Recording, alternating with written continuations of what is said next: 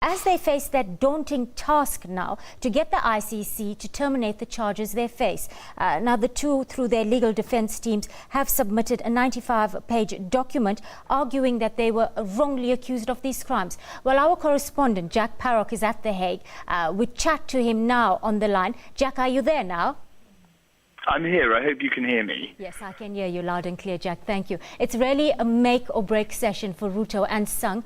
We understand it will be a 4-day process with oral hearings that start today. What's the progress on that, Jack? Indeed. So we've begun to hear from the prosecution about what they think should happen in this case, and they're obviously saying that the case shouldn't be dropped. They insist that they have got enough evidence.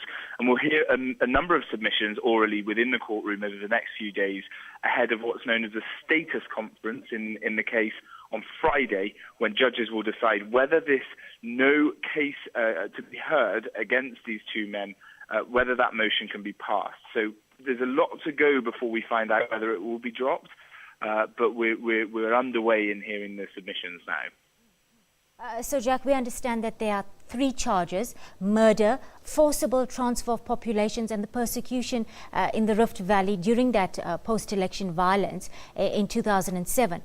So the trial chamber will have to determine if the motion of no case to answer for every of the 3 charges each of the accused persons is facing, or will a partial rejection of the motion mean that Ruto and Sung have a case to answer and must be put through a defence? So indeed, so this can be split into 3 separate things. And at the moment, it looks like that it will go all one way or all the other way. If they drop, because of the nature of the evidence being linked together in the cases, and they're all relevant in some ways, it looks like it will either be a complete dropping of the case or that the case and the trial will continue. So we don't know the details exactly yet. The judges will have to decide, and there'll be a lot of deliberations back and forth on this matter. It could be partially dropped, and that would mean that the case would continue. But obviously the Kenyan government and the Deputy Presidents, William Ruto and Joshua Sang, they'll be hoping for it to be, for all these charges against them to be dropped.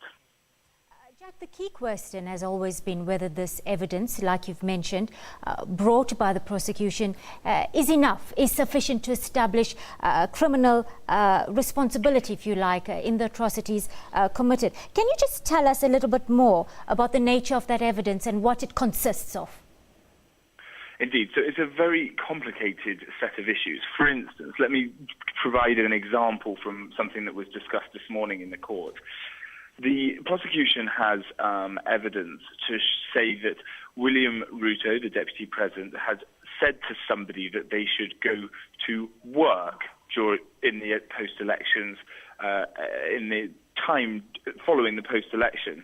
Now, the judge is questioning whether that means literally to go to work or whether that is an insinuation as an order for somebody to commit crimes. William Ruto is accused of orchestrating the post-election violence. So it's down to the semantics. So it's very, very difficult at the moment. And there's a lot of different elements in the evidence that the prosecution has. The prosecution insists that they do have enough to convict. So we'll have to wait and see. Bearing in mind that in the case of the President, Uhuru Kenyatta, they managed his defence team managed to get the trial against him ended. All right, Jack. Bensouda, we understand she wants to use this evidence desperately. Her case is weak without it. But she's really got her work cut out for her. She's facing off with lead counsel Karim Khan, who's a London barrister of note. He's an international criminal law expert involved in various cases from Yugoslavia, Sierra Leone, to the Criminal Tribunal for Rwanda. It's going to be a tough battle either way. Indeed, so Karim Khan is a formidable lawyer. But Fatou Bensouda herself has a very, very good reputation in international law, which obviously got her the job as the ICC prosecutor.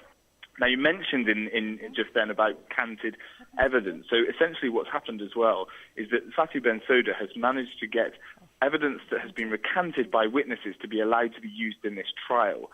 The defence of William Ruto said that should not happen under a law that came in a couple of years ago. But what they're arguing now is whether this evidence can be used, and the prosecutor says she needs to use this. The prosecution team say they need to use the evidence because the evidence that was recanted was forcibly recanted under pressure from the Kenyan government. Thank you, Jack Parrock. He's our correspondent on the line to us from the ICC at The Hague. Well, time to take a short break, or rather sports news in a moment.